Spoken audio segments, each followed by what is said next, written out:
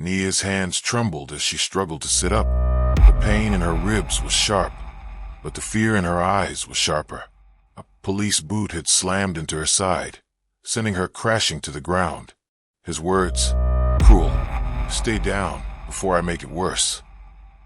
The officer's voice was cold as he leaned over her, his shadow blocking out the streetlight. But here's what Officer Grant didn't know. The woman he'd just assaulted wasn't just some random driver.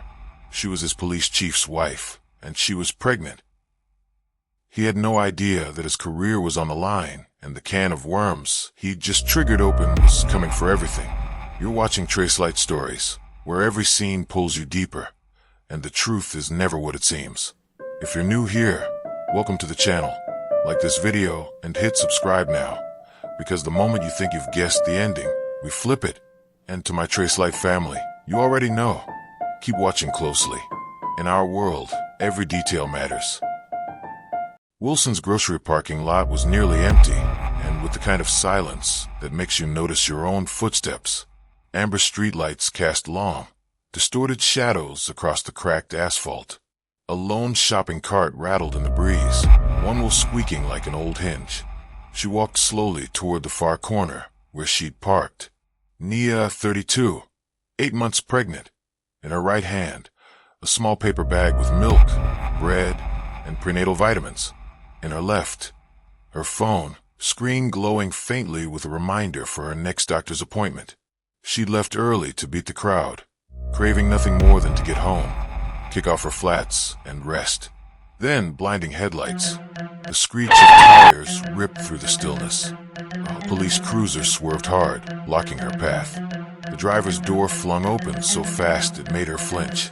Officer Grant, white, mid-40s. His boots thudded against the pavement as he approached, each step heavy and deliberate. Crew cut so sharp it could cut glass. Where you headed? He barked. Nia blinked, confused. Home. I live close. And before she could complete her statement, he barks again. Don't care where you live. You don't belong here. He interrupted her rudely, with a high tone. She froze, searching his face for some sign this was a mistake. This is my neighborhood, she said firmly. My husband and I moved. Interrupted her again as he took another step, towering over her. Did I ask for your life story?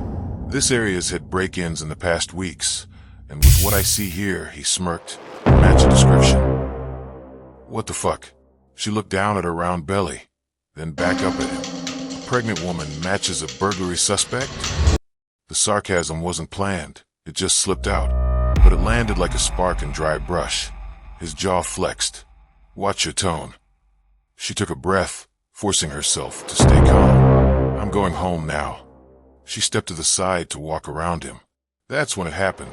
A sudden hard shove to her shoulder sent her stumbling. Her grocery bag fell, milk bursting across the asphalt. Before she could regain her balance, his boot lashed out, connecting with her shin. Pain shot through her leg. She gasped, not just in shock, but in fear for the life inside her. Officer Grant's voice cut through the air. Should have stayed where you belong. He turned, walked back to his cruiser, and drove off without another word. Nia stood there for a long moment, chest rising and falling in shallow breaths. She bent down slowly, wincing, to collect her scattered groceries. Her eyes glistened, but she refused to let a single tear fall in public. The drive home was short, but her mind was a storm. Should she call someone? File a complaint? Would anyone believe her over him? She'd read the headlines before, and aware of how women who came forward were painted as liars. Dismissed cases of police harassment, but now it had happened to her. This has got to stop, she muttered. She wouldn't give him that satisfaction. Not yet. When she pulled into the driveway, the house looked as peaceful as ever.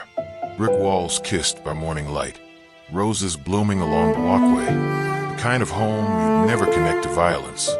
Inside, the smell of fresh coffee filled the air. Her husband, Marcus, was in the kitchen, still in his undershirt, watching the news on TV. At 6'3", with a voice that could calm a crowd or command a room, Marcus was respected by everyone who knew him. But Nia knew him best, not just as a leader, but as the man who rubbed her feet every night, since he found out she was pregnant. She set the bag on the counter, forcing a smile. "You're back early," he said, moving to help her unpack. "Yeah, just wanted to get home." He noticed the way she shifted her weight. "Are you limping?" Nia hesitated. Her instinct was to protect him from what happened earlier, at least for now. "I'm fine." Just then she stepped wrong. Marcus' eyes lingered on her longer than usual, reading her the way only a husband can. She busied herself with putting away groceries, hoping the conversation would drift. It didn't. After a long pause, he asked again, this time with a calm voice which persuaded her. "Nia, what happened?" Rubbing his hand slightly on her cheek. And this time, she told him. Every detail, except the name. When she described the badge number, his entire demeanor changed. Marcus set his coffee cup down, so hard the ceramic rattled. He didn't say a word. He just picked up his phone and walked out of the room. Phone ringing. "Clicks, Chief," the voice said. They both had a conversation. The next morning, the sun rose over the city like nothing had happened. But at the precinct, every officer could feel something was different. Roll call had barely started when Chief Marcus Walker strode in. His gaze swept the room, then landed on one man. "Grant," he said. The officer smirked, thinking this was routine, until Marcus added, "My office." Now, as Grant walked toward the door, he didn't notice the figure already waiting inside. Nia. She turned her head slowly, locking eyes with the man who'd kicked her less than 24 hours ago. The smirk slid off his face, and Marcus's voice cut like steel. "Close the door." The room froze. For a moment, no one breathed. Officer Grant's confident smirk dissolved into something between disbelief and fear. "Boss, your wife." His voice cracked like thin glass. Chief Marcus Walker, the chief of police, didn't answer immediately.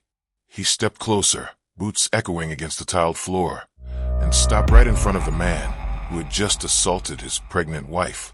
When Chief Marcus Walker spoke, his voice was low and too calm, the kind of calm that makes the air feel heavier.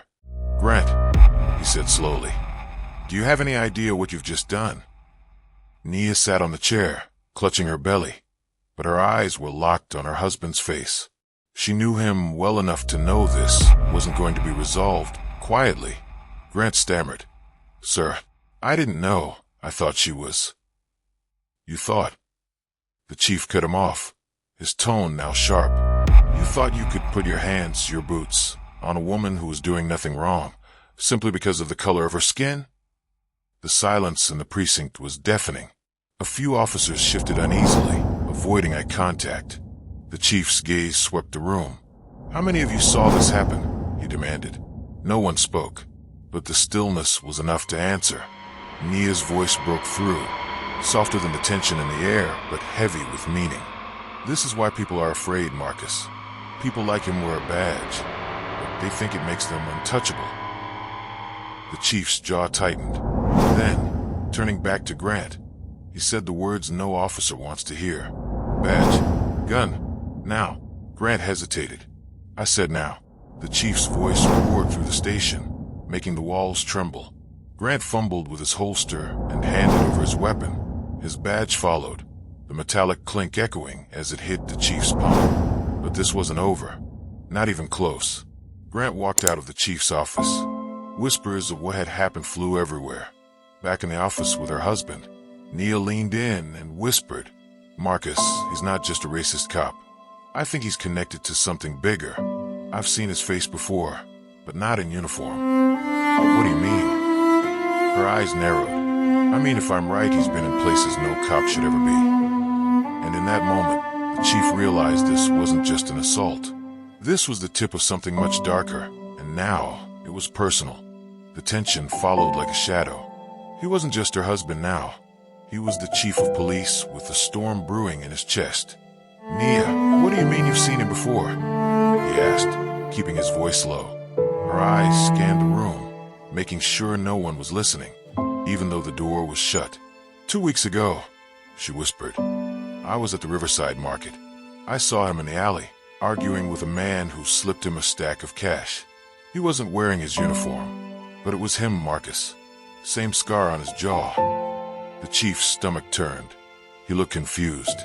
Grant, taking money off the books?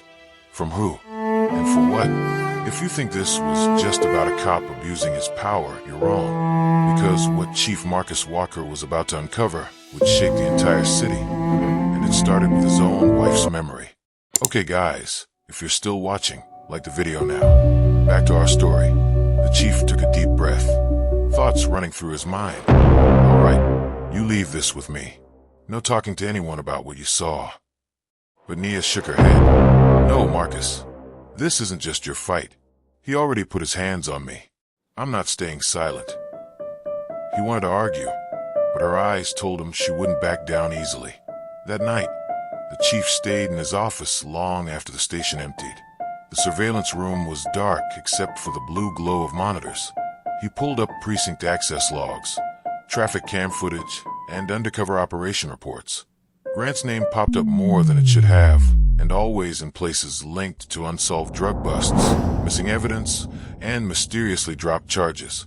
Then, the chief found something that made his chest tighten. 2 nights before the assault, Grant's patrol car was parked outside an abandoned warehouse on 19th Street for exactly 47 minutes. The same warehouse that had been under secret investigation for housing one of the city's largest illegal weapons caches. Quickly, the chief grabbed his keys. If he could get there before morning, maybe he'd find something before the trail went cold. But as he stepped out into the parking lot, his phone buzzed. A single text. No name. Just a number he didn't recognize. Walk away, Chief. Or your wife's next. He froze. His breath hitched. He spun around, scanning the shadows. The lot was too empty. My wife. Then his first instinct was to call Nia. But when he dialed, it went straight to voicemail. He tried again. Same result. And then, from across the street, he saw a black Benz pull away slowly. Through the tinted glass, he caught the faintest outline of someone in the back seat, and what looked like Maya's necklace glinting under the streetlight. The siren screamed in the distance. Madison's hands clutched her stomach as a sharp pain rippled through her. She could hear Grant's boots crunching the gravel behind her, his voice barking orders into his radio. You're not going anywhere, he growled. Then tires screeched. A black SUV slid to a stop, doors flying open. 2 figures in tactical gear jumped out. One of them, a woman with steely eyes, leveled a gun at Grant. Officer Grant, drop your weapon. Now. He froze. On whose authority? The woman's badge flashed under the street lamp. Internal Affairs. And you're under investigation for more than just tonight. Chief Walker blinked, confused. More than tonight? Grant's smirk returned, but this time, it was almost smug. You're making a mistake. There should be a mix-up somewhere. You think we don't know who you work for. The IA agent stepped closer. We know exactly who you work for. Grant chuckled, shaking his head. No, you don't. His gaze slid over to Madison, and I think it's time he gets justice. Before Madison could speak, the second agent yanked Grant's arms behind him, but just as they started dragging him toward the SUV, he shouted over his shoulder, Ask your husband who gave me my orders. It's his close ally, Ethan. He's the one who gave me orders. The words hit Madison like ice water. Her husband? The IA agent glanced at her sharply. Mrs. Walker, we need to talk. In private. Her heart pounded. What do you mean, ask my husband? The agent's voice dropped.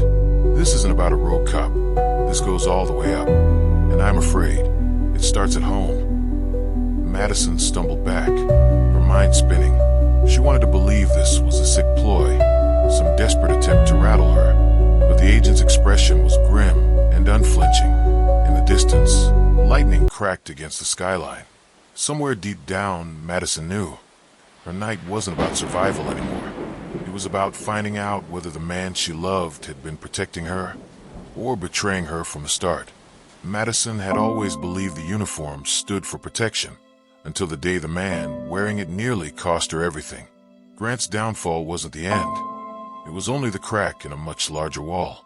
When the real puppet master stepped forward, smiling like an old family friend, Madison understood something chilling. Power didn't just hide behind badges, it owned them. And yet, in that moment, with the truth in her hands and a choice before her, she decided the fight wasn't over. The storm had passed, but the war for justice had just begun. The room went still after Grant's trembling confession.